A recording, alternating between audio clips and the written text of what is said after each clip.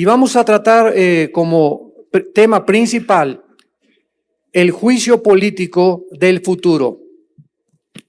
El juicio político del futuro. Daniel capítulo 5.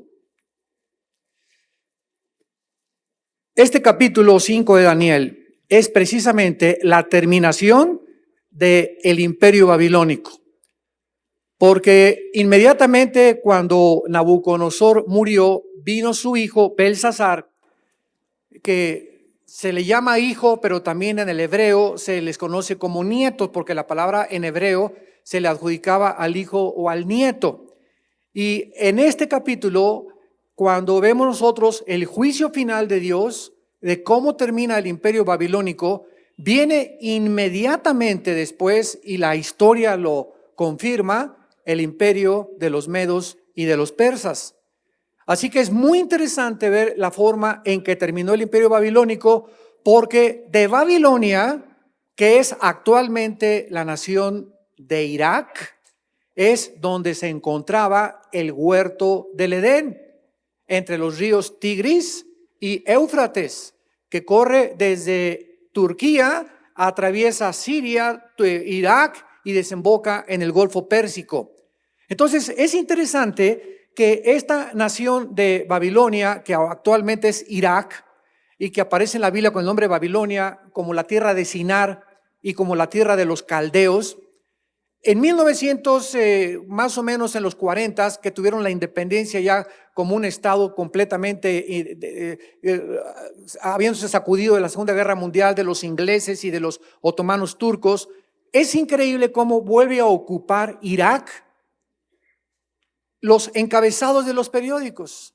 Y ahorita todos los días estamos viendo los encabezados Irak y Siria, una coalición que se acaba de formar ya. Gracias a Dios, ayer ya se unió Inglaterra. Finalmente se decidieron mandar aviones. Entonces ya está ahorita Inglaterra, Bélgica, Holanda y Estados Unidos del país, de la zona geográfica occidental.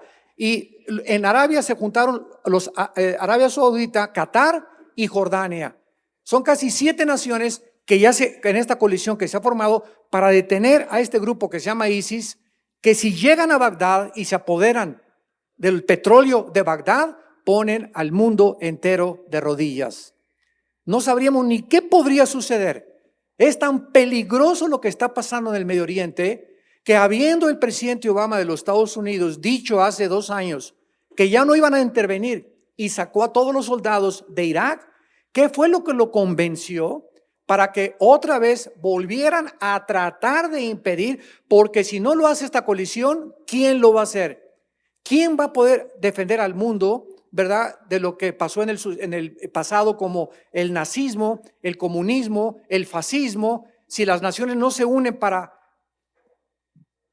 que las naciones tengan libertad, no se puede entonces hacer nada. Hay guerras que son desgraciadamente necesarias.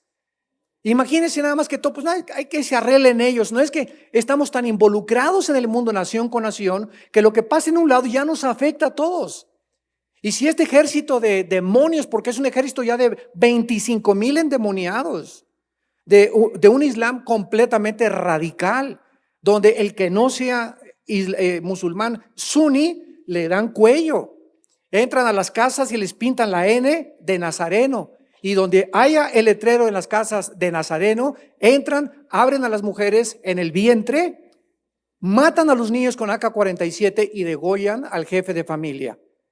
Van en las carreteras y les gritan a la gente, ¿eres suní o eres musulmán? Y contestan que es otra cosa, y ahí los ametrallan en las calles, en las tiendas, en los supermercados. Entran a todos lados, se han apoderado de casi el occidente de Siria, el norte de Irak, ya entraron a Mosul, a Tikrit, que era la tierra donde nació San Hussein, y están avanzando hacia Bagdad. Y entonces es cuando el mundo se juntó en las Naciones Unidas hace una semana y dijeron, no podemos dejar que este ejército sanguinario que está obligando a que se unan a su religión, so pena de muerte, lleguen a Bagdad, porque en Bagdad son sunís, son musulmanes, pero chiitas, Los sunnis son completamente todos los que dominan el norte del mundo árabe. De los 360 millones de árabes que hay, son el 25% del 1.7 billones de musulmanes que hay en el mundo.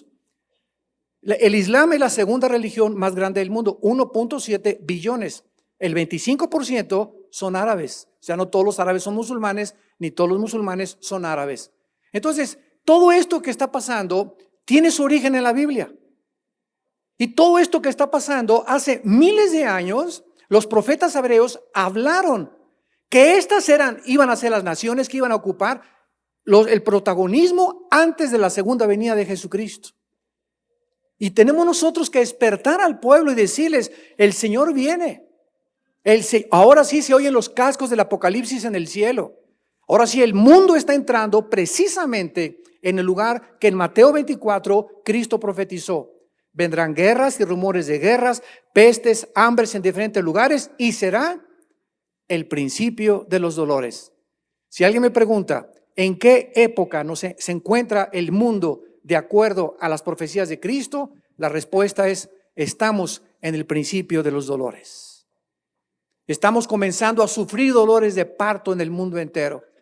Corea amenazando a Corea del Sur, China queriéndose apoderar del mar, de toda la zona marítima entre Taiwán, entre Filipinas, entre Japón, etcétera, etcétera. Rusia queriendo revivir otra vez la Unión de Repúblicas Socialistas Soviéticas, Estados Unidos hundiéndose en la economía y por todos lados en Europa, ¿verdad? Hundiéndose en la economía también. España, Italia, Grecia y Portugal completamente en la bancarrota. Alemania y Francia no quieren entrar a esta guerra porque dependen del 50% del gas de Rusia, y si se involucran, Rusia está defendiendo a Siria, China tiene la mitad de la liquidez de los dólares norteamericanos, y es un conflicto ahorita. El mundo es una olla hirviendo, donde nosotros no debemos tener temor ni sentirnos intimidados por nada ni por nadie, porque mayor es el que está dentro de nosotros que el que está en el mundo.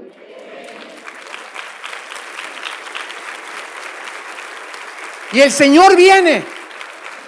Ahí viene el Señor ya. Y las trompetas están comenzando a sonar del Apocalipsis. Están comenzando a sonar para que ya despierten los que se decían cristianos y se den cuenta que es un tiempo de decisión. Vivimos un tiempo donde o decides ponerte de la América o sigues con las Chivas. Pero no puedes traer la mitad de la camiseta de la América y la mitad de las Chivas. No puedes traer Barcelona y Real Madrid. Te defines. ¿Eres o no eres? No puedes ser de dos, porque el que sirve a dos amos no puede servir al Señor. No podemos servir más que a Cristo con todo el corazón y con todas las fuerzas de nuestras vidas. No podemos tener un pie en el mundo y un pie en la iglesia. No puedes estar fornicando con tu novio y decirte cristiana y cristiano. No puedes estar adulterando y llamándote padre y sacerdote de tu casa. Basta, te tienes que arrepentir ya, porque el Señor viene y te vas a quedar. Dios está juzgando a su iglesia como nunca lo había hecho. Y se vienen juicios mucho más grandes al mundo. Y donde todos aquellos que eran cristianos, que creían que podían tener una doble vida y vivir completamente con una vida de hipocresía ante los demás, Dios va a comenzar a esas personas a juzgarlas antes que juzgue al mundo. Límpiense los que llevan los instrumentos de Jehová, dice el profeta Isaías, porque servimos a un Dios que demanda de nosotros santidad total. Y sin esta santidad, nadie podrá servir a Dios. La caída del imperio babilónico es absolutamente impactante, como lo vamos a ver a continuación en la caída de Belsasar, que fue su último emperador. Y también porque Babilonia es el origen de la astrología, el origen de la brujería, el origen del ocultismo. Todas las religiones, la religión más antigua del mundo es el hinduismo. Y el Islam fue sacado del hinduismo. Y de ahí viene un sincretismo con otras religiones que significa la unión de religiones. Tenemos un poco de filosofías orientales, tenemos a este Dios, tenemos a aquel. Y cuando venimos a la Biblia nos encontramos con un solo Dios que demanda absoluta sumisión y obediencia a Él. Yo no puedo tener a Cristo y a mis santos, a Cristo y a mis vírgenes, a Cristo y a mi pecado. No podemos, porque es un Dios celoso. Y esta es la razón por la cual muchos no se entregan a Cristo, porque tienen temor de que Él demande de tu vida. Y Cristo les contesta a esos cobardes: el que quiera ganar su vida la va a perder. Ah, sí la quieres ganar, ¿verdad? Y crees que te va a ir mejor no sirviéndome a mí. Te equivocas. Es el engaño en tu mente el que te hace creer que vas a vivir mejor si no te rindes a mí. Te va a ir peor en la vida que si me entregaras tu vida. Y en la eternidad la perderías para toda la eternidad. Porque ¿de qué le sirve al mundo ganar, al hombre ganar el mundo si pierde su alma? ¿De qué te sirvió entonces? Así que por eso dice Apocalipsis 21:8, que es interesante: los primeros que van a estar en el lago de fuego van a ser los cobardes. Qué interesante que no diga los adúlteros, los cobardes, los que les acatearon, los que no tuvieron el valor de seguir a Cristo, porque se requiere de valor para seguir a Jesucristo. Y ese valor nos los da el Espíritu Santo, porque no lo tenemos. Pero cuando Dios ve la voluntad rendida, cuando ve que te humillas y eres contrito de corazón, Dios se acerca y te da ese valor que no tenemos. Pero Él quiere ver la voluntad dispuesta. Quiere ver que realmente le quiera servir, que lo ama sobre todas las cosas. Y el espíritu no es un espíritu de cobardía, sino un espíritu de valor y de poder que Dios nos ha dado, para llegar al final gozosos, victoriosos, y ver que nuestra fe no fue en vano, y que lo que hicimos y el vaso de agua que dimos en su nombre y los sacrificios que hayamos podido hacer por causa del reino nos serán eternamente recompensados. El rey Belsasar, capítulo 5, versículo 1 de Daniel, hizo un gran banquete a 1000 de sus príncipes, o sea, de sus nobles, y en presencia de los 1000 bebía tequila cuervo, para sustituirlo por vino, porque es lo que se usa ahora, ¿no? Belsasar, con el gusto del vino, mandó que trajeran los vasos de oro y de plata que Nabucodonosor, su padre, había traído del templo de Jerusalén, para que bebiesen en ellos el rey y sus grandes, escuchen esto, sus mujeres y sus amantes, o concubinas, que es sinónimo. En ese momento nos damos cuenta, y el Espíritu Santo nos introduce a un gran palacio con un lujo exuberante, donde este rey, en la cúspide de la soberbia, manda a traer los objetos más sagrados que pertenecían a la nación de Israel, que Nabucodonosor en el capítulo 1, ¿se acuerdan? Cuando sitió Jerusalén, los trajo cautivos a Babilonia, y todos estos objetos que eran considerados sagrados por Dios, Él los manda a traer para que los usen para emborracharse. O sea, en otras palabras, el corazón de este último rey de Babilonia, lo único que había era burla hacia el Dios único, vivo y verdadero, a Yahweh. Entonces, él quería demostrarles a todos que Jehová no existía, y tal vez en los meses anteriores o en los años anteriores, él tenía las amantes y aquí no me pasa nada, y amantes y vino, y vamos a emborracharnos todos y vamos jijiji, jojo. O sea, estamos leyendo una grande orgía, en los tiempos del rey Belsasar, que fue el último emperador de Babilonia. Entonces, versículo 3, fueron traídos los vasos que habían traído del templo de la casa de Dios que estaban en Jerusalén, y bebieron en ellos el rey y sus príncipes, sus mujeres y concubinas. Bebieron vino y alabaron a los dioses de oro y de plata y de bronce, de hierro, de madera y de piedra. En aquella misma hora, qué sustos se han de haber dado. En ese momento, en medio del brindis y jaja, Dios no existe, y vive el ateísmo, vive el humanismo, vive el naturalismo, y venimos del chango y esto y el otro, y los cristianos una bola de tontos. ¿Sabes una cosa? Algún día, el que ríe al último ríe mejor. El juicio viene de Dios sobre todos los que se han burlado de Él, como nos los va a enseñar el Espíritu Santo en este último rey de Babilonia.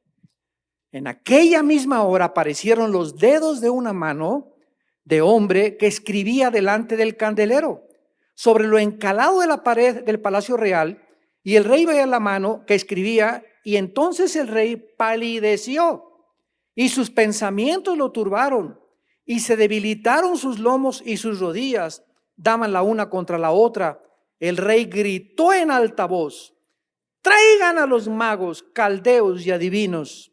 Y dijo el rey a los sabios de Babilonia: cualquiera que lea esta escritura y me muestre su interpretación, será vestido de púrpura y un collar de oro llevará en su cuello y será el tercer señor del reino. Muy bien, vemos aquí nosotros una idolatría, una inmoralidad y una soberbia completamente llevada al extremo. Los gobernantes de la antigüedad, sabemos por la historia que siempre eran conocidos por ofrecer este tipo de fiestas y banquetes con miles de invitados, y desplegaban y hacían alarde de su poder, de sus riquezas y de su gloria. Lo mismo lo siguen haciendo muchos políticos, artistas de cine, deportistas. Invitan, ¿verdad?, en Venecia, invitan en Hollywood, llenan, que sus nombres salgan por todos lados, que digan se casó fulano de tal con fulana de tal, corre el alcohol por todos lados, la cocaína, la droga, las amantes las contratan 50, 60 mujeres que les pagan extra para tener relaciones con todos los más grandes millonarios del mundo. Todas estas cosas no se han acabado en el mundo del siglo XXI en que nosotros nos encontramos viviendo. De manera irónica, mientras este banquete, fiesta, orgía se desarrollaba, el ejército persa estaba acampado fuera para penetrar a la ciudad. En esa misma noche de la orgía, el ejército del imperio persa, que fueron los que derrocaron a los babilonios en esta noche, se encontraba afuera de la ciudad. El rey y el ejército de Babilonia creían hasta este momento que Babilonia era inexpugnable, porque las murallas de Babilonia medían más de 20 metros de altura y cabían como 3 o 4 carrozas en lo ancho de las murallas. Era inexpugnable. Nadie se imaginaba que alguien pudiera amenazar la seguridad de los babilonios. Además, el abastecimiento de agua de Babilonia estaba garantizado por el río Éufrates, que corría por en medio de la ciudad. Sintiéndose Belsasar, este último emperador, perfectamente seguro para agasajar a todos sus subalternos y hacer alarde de sus riquezas, de su gloria y su poder, nunca se imaginó que esa noche Dios venía a pedir su alma. Nunca sabes si tú ahorita, saliendo de esa puerta, te vas a enfrentar al juicio de Dios, porque nuestra vida pende de un hilo. Y no, nadie aquí tiene la seguridad, ni los que no oyen por la televisión o por internet o por las redes sociales, nadie tiene la seguridad de amanecer mañana.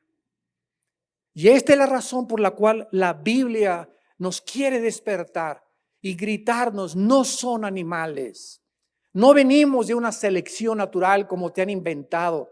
La teoría de la evolución es la mejor respuesta que los ateos tienen para explicar el origen del hombre. Es la mejor de sus respuestas, porque no tiene ninguna otra que ofrecer.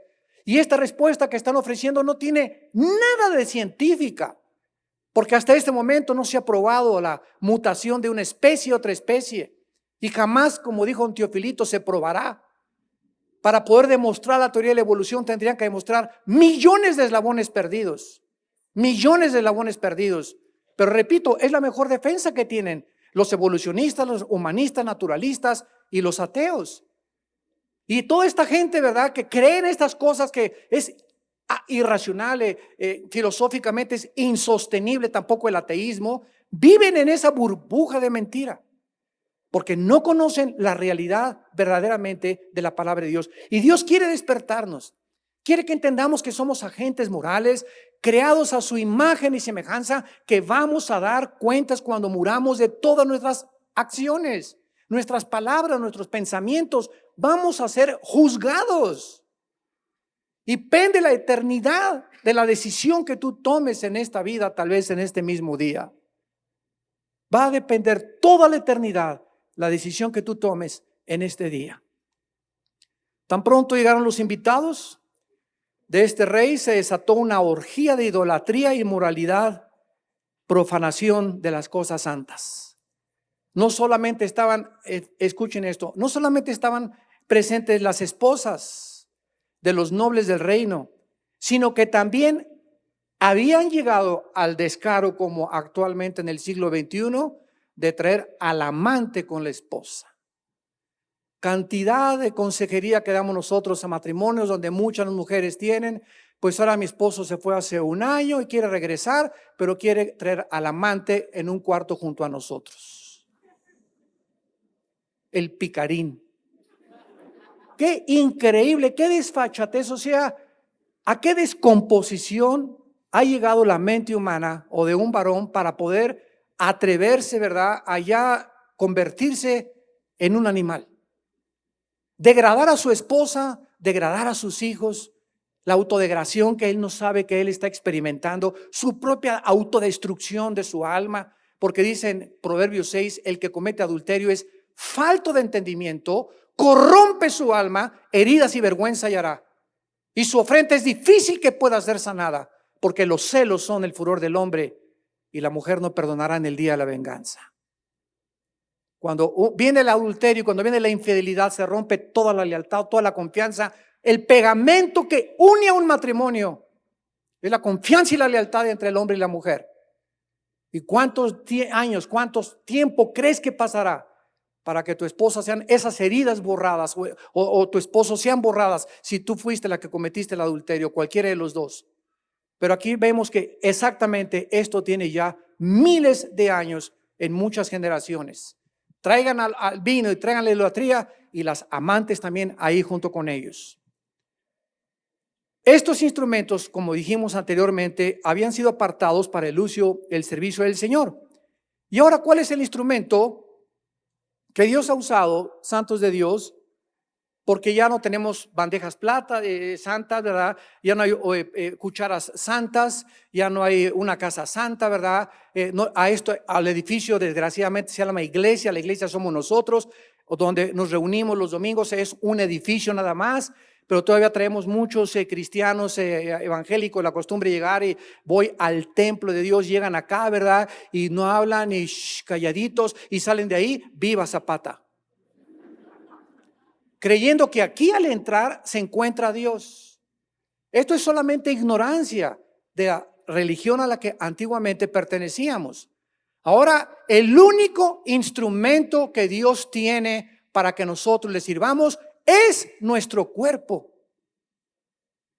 Nuestro cuerpo. Dice Romanos 6, presentar vuestros miembros, mis brazos, mis órganos sexuales, mi boca, mi nariz, mis ojos, mis oídos, preséntalos, tráemelos, dice Dios, como si fuera un sacrificio vivo. Dame tu cuerpo, dice el Señor, alimenta tu cuerpo bien, cuida tu cuerpo bien. Yo me ocupo de todo, pero tú eres responsable de tu cuerpo. Y si tu cuerpo no funciona y tu cuerpo lo mancillas y lo degradas y cometes profanación usando tu cuerpo, o tus ojos viendo pornografía, o tus oídos oyendo chismes, o tus órganos sexuales usándonos fuera del matrimonio o en adulterio o antes de casarte, estás profanando algo que es santo ante mí, dice el Señor. ¿O que no sabéis que vuestros cuerpos son templo del Espíritu Santo? 1 Corintios 6, 19 y 20. ¿Qué no sabes que tu cuerpo es el templo de Dios?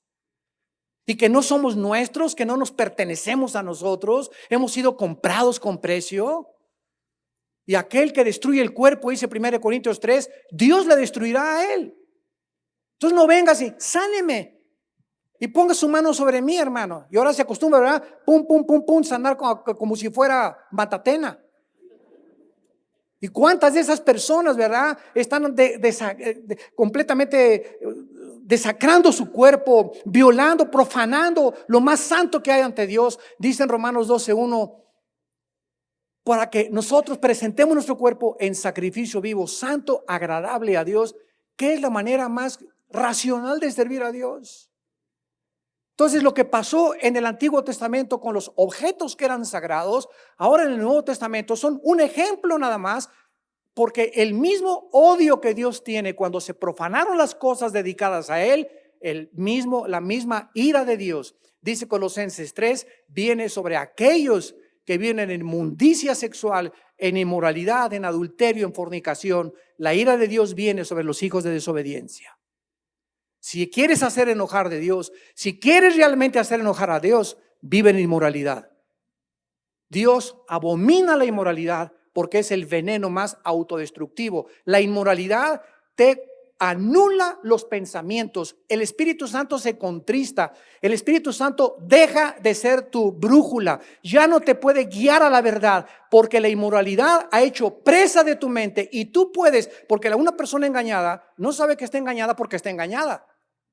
Y es la necesidad que tenemos como familia, como iglesia, de reunirnos, que alguien estar dispuestos a que nos exhorten, a que nos banqueen, a que nos llamen la atención, porque ¿quién reconocerá sus propios errores? Porque somos tan engañados en los errores, creemos que estamos bien y no estamos bien. Necesitamos un pastor, necesitas a tu papá, mi mamá, mi esposa, en mi caso. Muchas veces nuestros hijos nos tienen la libertad de exhortarnos, nosotros a ustedes, a nuestros hijos, y muchos de nuestros hijos confunden eso por el control. Los padres no queremos controlar a los hijos, queremos cuidarlos, advertirles de los peligros que se enfrentan saliendo de la casa. Y esta es la razón por la cual Dios cuida nuestro cuerpo y anhela con todo el corazón que le entreguemos el cuerpo como un instrumento santo, agradable delante de sus ojos. ¿Qué lección espiritual tenemos hasta este momento? Bueno, casi siempre todas las fiestas paganas, las discotecas a donde vas y a donde te invitan tus amigos, y mundanas, llevan al degeneramiento moral, porque Satanás sabe que si ataca el cuerpo de un joven, atacó su destino. Satanás sabe que si te embarazas antes de los 20, 21 años de edad sin estar casada, ha arruinado tu carrera, ha arruinado tu vida, ha arruinado tu futuro. Claro que hay perdón en la sangre de Cristo cuando hay arrepentimiento después, pero vas a tener que cargar con las consecuencias. Dios nos perdona, pero la cosecha la recogemos. Tenemos que recoger la cosecha. Robaste un banco y llevaste el dinero, Dios te perdona, pero vas a acabar en la cárcel. Y ahí en la cárcel Dios me perdonó, pero no te va a sacar de la cárcel. Vas a pagar por lo que tú hiciste, porque Dios es un Dios justo. Entonces, esta es la razón por la cual nosotros tenemos que entender eso. Todas las discotecas, todas las fiestas mundanas llevan al degeneramiento, al paganismo, a la blasfemia y a la idolatría. Y esta es la exhortación que se nos hace en Lucas capítulo 21, versículo 34. Es Cristo hablando. Lucas 21, 34. Mirad también por vosotros mismos. O sea, nadie te va a cuidar más que tú mismo. Que tu corazón no se cargue de glotonería y embriaguez y de los afanes de esta vida y venga de repente, como estamos leyendo sobre el emperador babilónico, de repente esa misma noche, venga de repente sobre vosotros aquel día.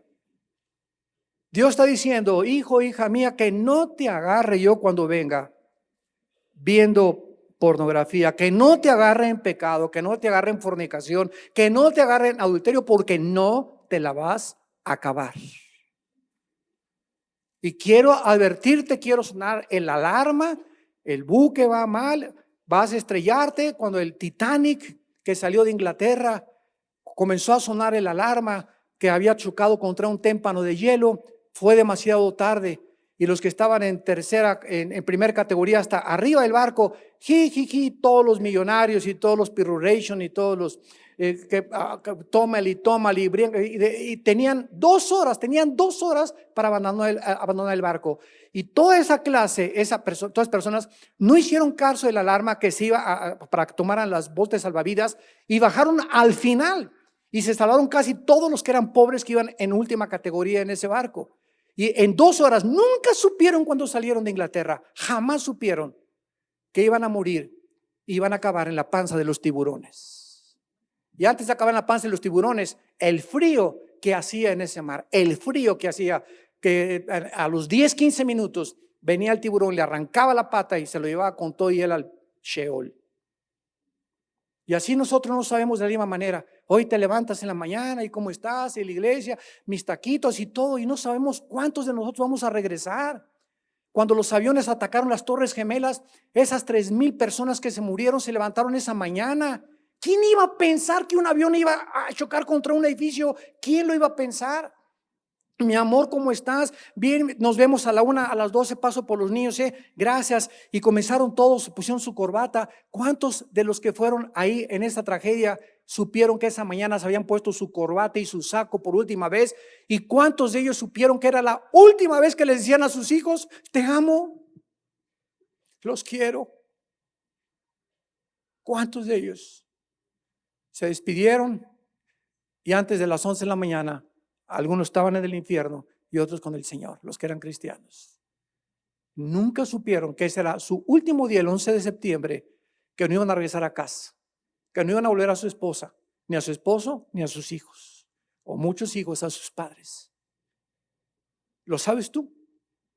Ni yo tampoco. Por eso, prepárate para encontrarte con el Señor.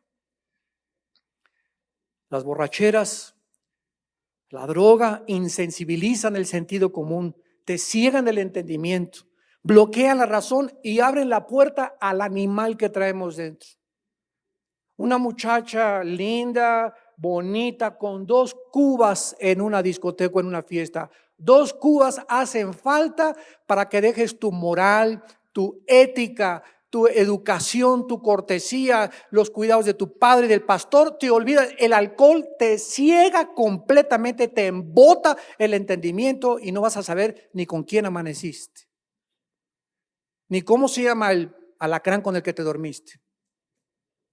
Eso es lo que hace la borrachera, eso es lo que hacen las drogas, eso es lo que hacen los tranquilizantes, eso es lo que hace el mundo de los psicotrópicos, eso es lo que hace el mundo de la maldad que Satanás usa para poder arrastrar como la araña, tiende la telaraña y entonces viene la mosca y se para y la mosca no sabe que la telaraña tiene pegamento en la panza de la araña.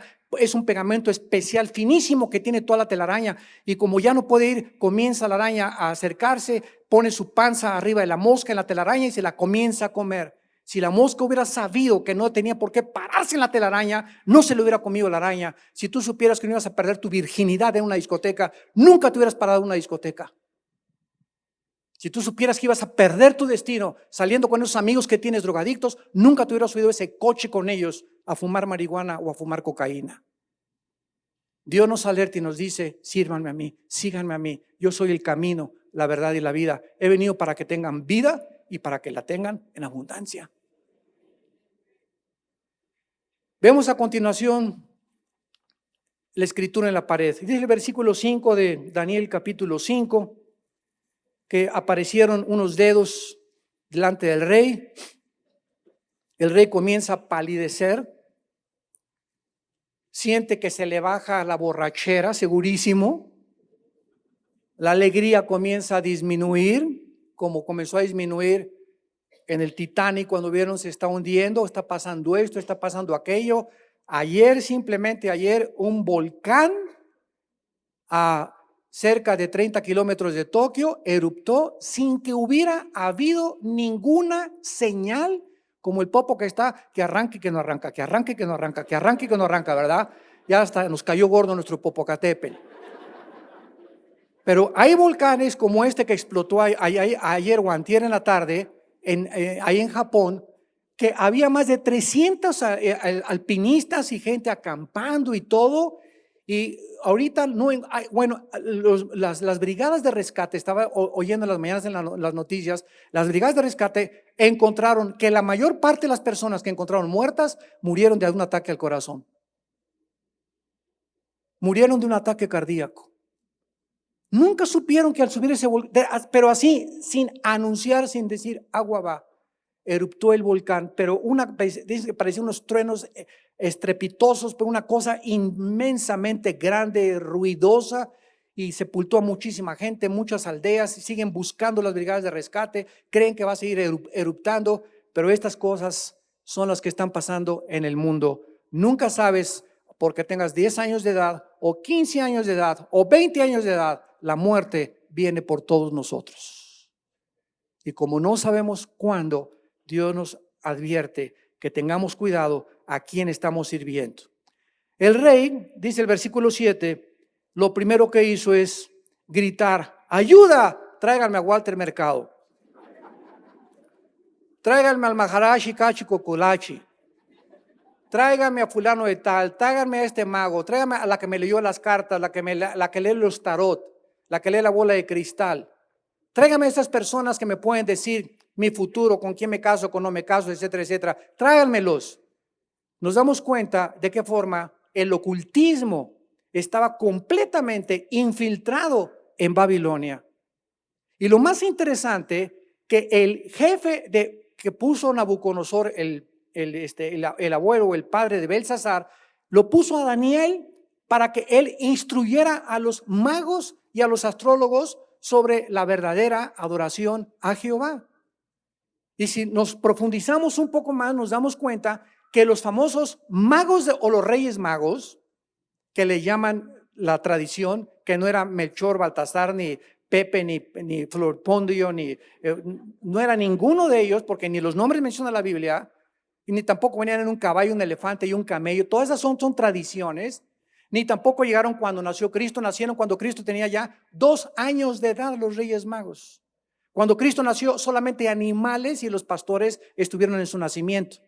Y desgraciadamente ponemos los nacimientos con los reyes magos. Ellos vinieron 2 años después, ¿cómo lo sabemos? Por la palabra hebrea para pesebre. Cuando llegaron ya estaba en una casa Cristo a los 2 años de edad.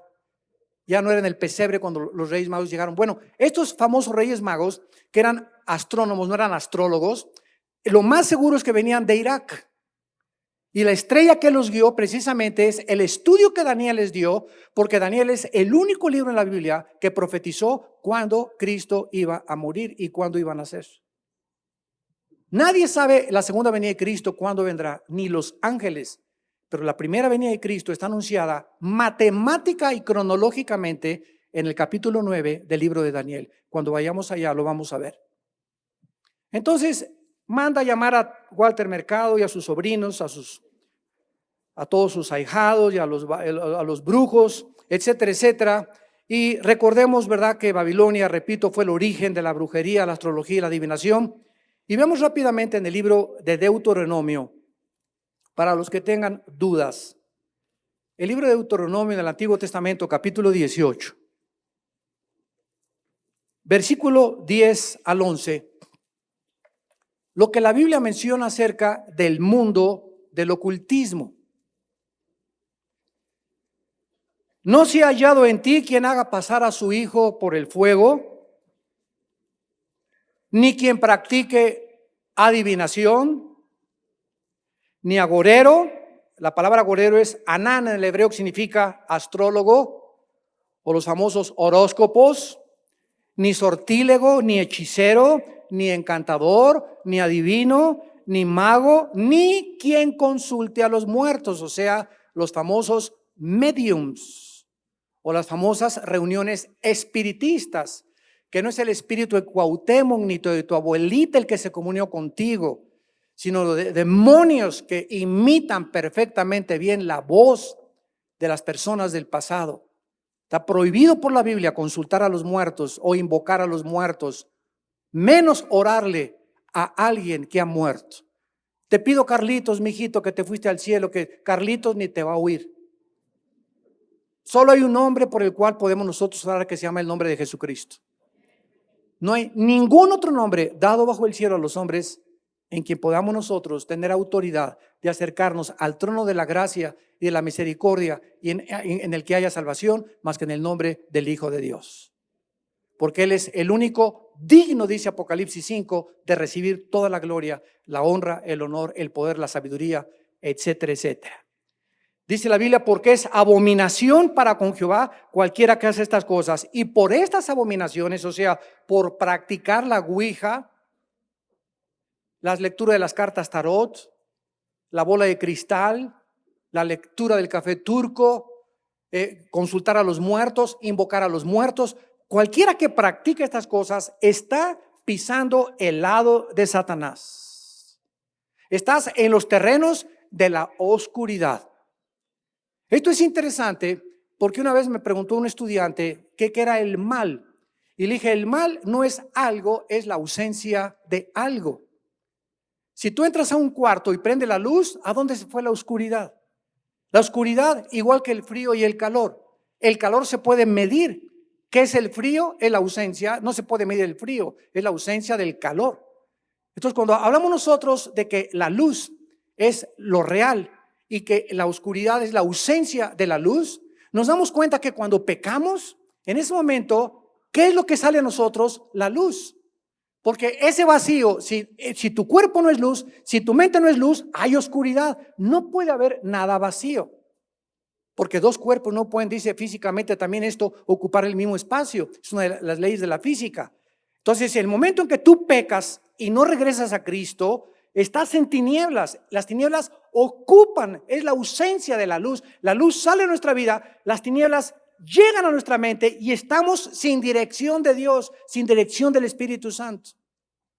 Y esta es la razón por la cual Dios no quiere que una persona que sigue a Jesucristo se involucre en estas cosas, porque tinieblas hay en tu vida. Estás pisando los terrenos de Satanás. Ahora ven ustedes Levítico. Levítico está antes de Deuteronomio, después del Éxodo capítulo 19. Levítico capítulo 19, versículo 31.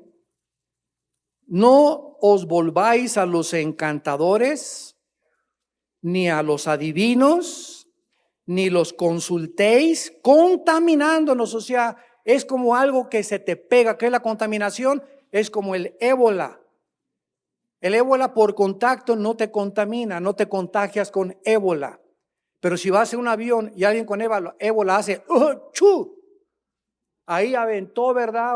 Millones de bacterias y puede contaminar a la mitad de los pasajeros de ese avión, o a través de los besos o del contacto sexual, igual que el SIDA, que el síndrome del SIDA.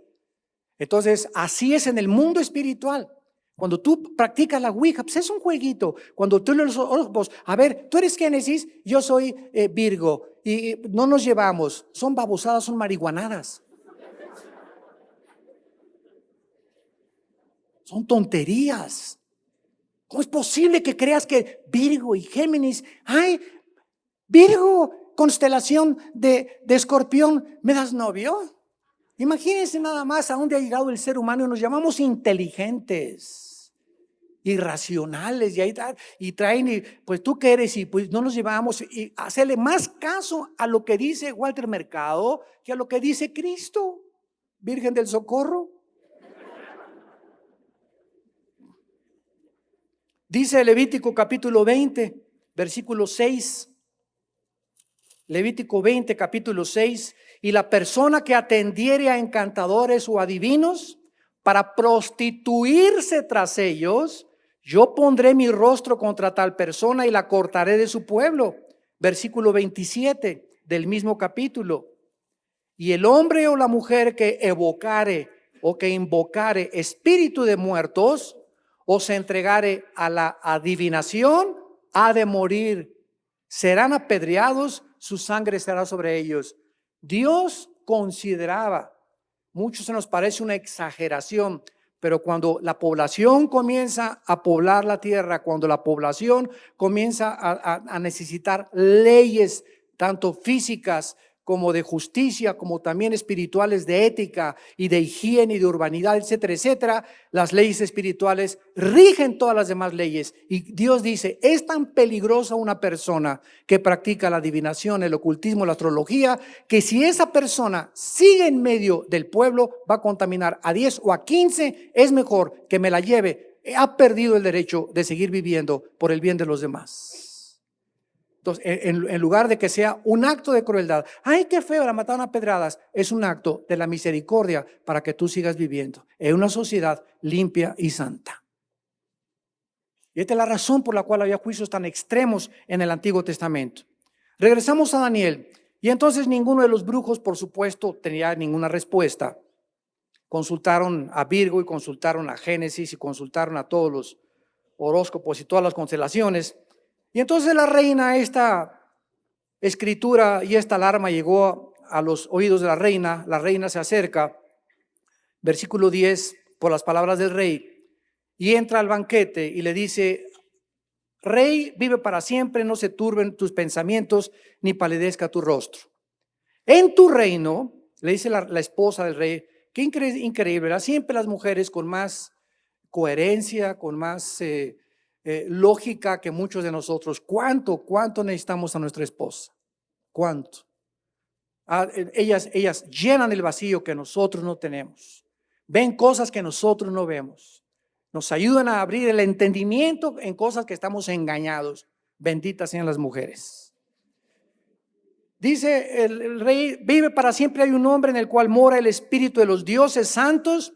Y en los días de tu padre, o sea, Nabucodonosor, se halló en él luz, inteligencia y sabiduría, como sabiduría de dioses, al que el rey Nabucodonosor, tu padre, oh rey, constituyó sobre todos los magos, astrólogos, caldeos y adivinos.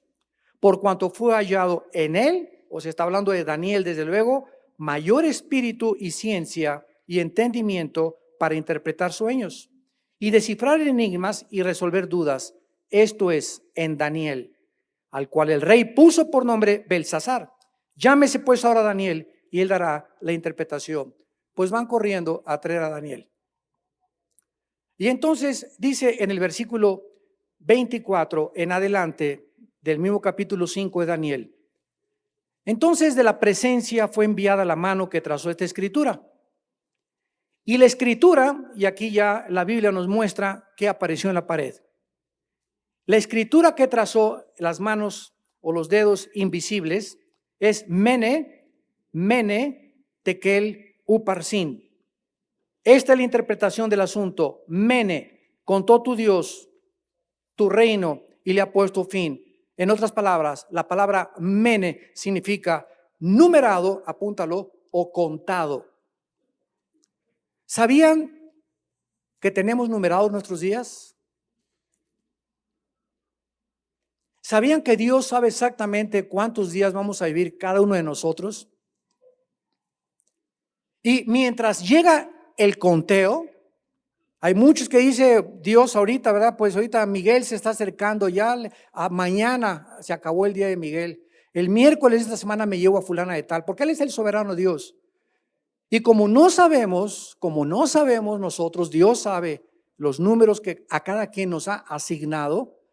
Tenemos que estar preparados porque nos lleva, de repente, lo vuelvo a insistir, nos lleva de repente, sin que te imagines, sin que lo hayas pensado. Hoy puede ser la última vez que Dios te ha hablado a tu corazón y tú no lo sabes. Por eso dicen Hebreos 3 en el Nuevo Testamento: cuando oigas su voz, no endurezcas tu corazón, porque no sabemos si vamos a amanecer. La palabra mene significa numerado, contado. En el Salmo 39, versículo 4 y 5, David estaba completamente consciente de esta gran verdad. Dice el Salmo 39, versículo 4 y 5. Hazme saber, oh Jehová, decía David, hazme saber, Jehová, mi fin, y cuánta sea la medida o la numeración de mis días. Sepa yo cuán frágil soy. He aquí diste a mis días término corto. Mi edad es como nada delante de ti. Ciertamente es completa vanidad todo hombre que vive. Ciertamente como una sombra es el hombre. Ciertamente en vano se afana. Y hacer dinero y el banco y los dólares y el petrodólares y por acá y por allá y la bolsa de valores, etcétera, amontona riquezas y no sabe quién la recogerá. Y ni siquiera sabe si ese día ha sido el último día que va a contar su dinero. David, que vivía en contacto con Dios, era la oración que él hacía. Hazme saber, recuérdame cada día trae sabiduría a mi vida, porque no sé si mañana voy a amanecer. Regresamos a Daniel y vemos en segundo lugar la palabra tekel. Mene, tekel. La palabra tekel significa puesto en la balanza o pesado. No pesado de peso físico, sino puesto en una balanza. El peso que da una balanza. En otras palabras, Dios tiene contado nuestros días, numerado nuestra existencia, y Él está claramente, cuando muramos, hay una balanza. ¿Saben lo que es una balanza, verdad? Si vas al mercado, la marchanta pone unas pesas que pesan 1 kilo y junto te mete 1 kilo de arroz. Y si está balanceado, significa que es 1 kilo de arroz y no te está dando arena por arroz, ¿verdad? Entonces, Dios nos va a poner una balanza. ¿Y saben quién es la balanza? ¿Quién es el peso del otro lado? Jesucristo. Jesucristo. Y cuando Dios muera, nos va a poner en la balanza. Eso es lo que va a determinar el peso que demos nosotros, es lo que va a determinar la posición de autoridad que tengamos y las recompensas en la otra vida. Entonces, si Dios te pone la balanza y tú le dices, bueno, gané 1,000,000 de personas, qué bueno, mijito. Fuimos a nosotros, qué bueno, mijito. Construí 10 iglesias, qué bueno. La iglesia que teníamos tenía alfombras persas, candelabros franceses, qué bueno, mijito. Invertimos 15 millones de dólares en edificios para iglesias, qué bueno, mijito. Todo eso no está malo, pero quiero preguntarte ahora, ¿cuánto te pareces a Jesús? Lo único que va a contar cuando estemos delante de Dios es cuánto del carácter de Jesús teníamos al morir. Cuánta humildad, nos va a preguntar a Dios, ¿a quién amaste? A muchos les va a decir, ni a tu perro fido amaste. ¿A quién amaste? ¿Por quién te sacrificaste? ¿Te sacrificaste por tus hijos, por tu esposa, por tu esposo? ¿O fuiste una persona centrada toda tu vida en ti mismo? Ya no me gusta, me caso con otra. Ya no me gusta, me caso con otra. Dejando a los hijos entraumados y completamente hechos a un lado. ¿Fuiste esa clase de persona? Siempre buscando que te amaran, que te hicieran feliz y nunca viviendo para los demás, porque el Hijo del Hombre no vino para ser servido, sino para servir a los demás. ¿A quién serviste con todo tu corazón? ¿A quién le entregaste tu fuerza, tu vigor físico? ¿Cuántas almas ganaste en el nombre de mi Hijo Jesucristo? Vamos a ser puestos en una balanza. Y nuestras obras no van a contar porque van a contar para las recompensas, pero no para la posición de autoridad que tengamos para toda la eternidad. Porque en Apocalipsis 20, versículo 2 dice, y vi tronos y los que fueron dignos de sentarse en ellos. O sea, no todos los cristianos, santos de Dios, escúchenme, no todos los cristianos vamos a ocupar tronos para gobernar en la otra vida. Muchos de ustedes seguirán siendo soldados rasos y se lamentarán. Aunque hay una felicidad perfecta, tendrán algo en sus conciencias, ¿verdad? De que pudiste en esta corta vida que Dios te dio, haber usado tu vida para la causa del reino de Dios. Y en tercer lugar, la palabra Pérez significa dividido o separado. El reino de Belsasar ahora sería dividido y entregado a los medos y a los persas. El rey se creía seguro detrás de las murallas inexpugnables de Babilonia, con su poderoso ejército y su asegurado abastecimiento de agua del río Éufrates. Sin embargo, estas letras que aparecieron, esta escritura era su sentencia de muerte, porque los días de su arrepentimiento habían pasado. En la Biblia solo existe una persona que se arrepintió antes de morir, una sola, el ladrón junto a la cruz. Una sola persona. Y cualquier persona que nos oiga, que crea, bueno, cuando vaya en la ambulancia y, ay Señor, perdóname, que me echen los santos óleos y que oren por mí, me voy a persignar en la ambulancia, o cuando me comience el triquitaca ahí en la cama, te voy a invocar el nombre, ¿verdad? El Señor. Y es una cosa, Dios sabe perfectamente bien, dice el Salmo 139, desde lejos conoce nuestros pensamientos y Él sabe quiénes están pensando de esta manera. Y los que están pensando de esta manera, que creen que a la hora de morir se van a arrepentir, ¿qué chascos se van a llevar? Porque sobre ellos vendrá mucho más repentina la muerte, como la explosión de un volcán, como el atropellamiento, como un balazo, como algo inesperado, como las Torres Gemelas, como un terremoto que no sabes ni cuándo te llega la hora de presentarte delante de Dios. Señor, te damos gracias por tu palabra en esta mañana. Te damos gracias porque tú sigues llamando a los gobernantes como Belsasar a que no se ensoberbezcan sobre las naciones. Tú sigues llamando a los padres de familia, principalmente a los varones, a quienes has asignado la responsabilidad de nuestra casa, a ser valientes, a no temer nada ni nadie, a no ser cobardes, ni rehuir de nuestras responsabilidades, de amar a nuestra esposa, a nuestros hijos, de ser un ejemplo, de vivir cerca de Jesús todos los días. Gracias, Señor, porque después de la muerte viene el juicio y ya no hay ninguna otra oportunidad de acuerdo a las Sagradas Escrituras para el arrepentimiento. No hay tal cosa como reencarnación, no hay tal cosa como transmigración de las almas, no hay purgatorio ni hay limbo. Todas estas son palabras que no existen ni siquiera en la Biblia, porque solamente hay cielo o infierno, salvación o perdición eterna, alejados de la presencia del Santo de Dios. En esta mañana, muchos de ustedes que han escuchado este mensaje ha sido por la misericordia de Dios, porque Dios te ama. De tal manera amó Dios al mundo, que si alguien duda que Dios es amor, a su Hijo en la cruz no lo perdonó. A nosotros nos ha perdonado, pero a su Hijo no lo perdonó. El que era justo murió por los injustos, el santo por los pecadores. Él nos sustituye en la cruz para que sepamos cuánto nos ama Dios. Su Hijo fue muerto en nuestro lugar para que ya no pequemos, para que vivamos para Él y para que podamos entender que separados de Él nada podemos hacer. Invitan a Cristo, muchos de ustedes que nos oyen a través de las redes sociales o ustedes que están aquí presentes, invitan a Cristo en este momento a sus vidas, diciéndole estas palabras: Señor mío y Dios mío, te pido perdón por mis pecados. Creo que en esa cruz tu Hijo pagó en mi lugar y a los 3 días lo resucitaste de entre los muertos.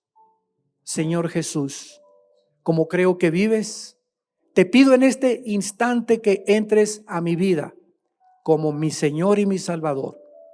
Dame la vida eterna, lávame con tu poder de tu sangre, dame el valor que no tengo para vivir para ti, para ser valiente y arrojado y jamás tener miedo de los hombres, hablar con denuedo de tu palabra, llamar al arrepentimiento y ser un ejemplo siguiendo las pisadas de tu Hijo Jesucristo, quien desde este momento es mi Señor y mi Salvador, por tu gracia y misericordia. Amén.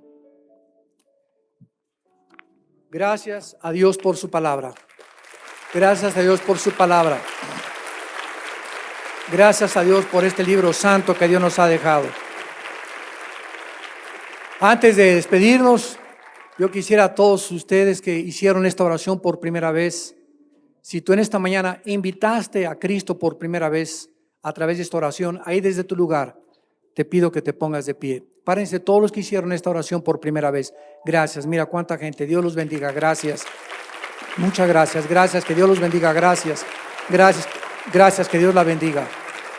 Gracias. ¿Alguien más? ¿Alguien más? ¿Alguien más en esta mañana? Gracias, que Dios te bendiga, señorita. Gracias. Gracias, que Dios los bendiga, gracias. Gracias por estas almas, Padre. Nos ponemos de pie para recibir la bendición pastoral. Los que gusten pueden extender su mano hacia acá en señal que reciben esta bendición. Los que no, no hay ningún problema. Dios bendiga tu vida y Dios bendiga tu matrimonio. Dios bendiga a tus hijos, porque te pertenecen, Padre. Bendición de Jehová son los hijos, y la generación de los justos será bendita. Dios bendiga el fruto de tu vientre. Dios bendiga tus animales domésticos, tu entrada y tu salida. Ciñe los lomos de tu entendimiento y esperemos por completo en la gracia que se nos traerá cuando Jesucristo venga. Ya no nos conformemos a los deseos que antes teníamos estando en nuestra ignorancia, sino que como aquel que es santo, sean santos en toda su manera de vivir, sabiendo que si invocamos por Padre a aquel que sin acepción de personas nos juzga de acuerdo a lo que hacemos, conduzcámonos en temor durante todo el tiempo de nuestra peregrinación. Y Dios en este momento cubra tu vida con su paz, con su gracia y misericordia, y tu familia también, en el nombre de Jesús. Amén. Que Dios los bendiga.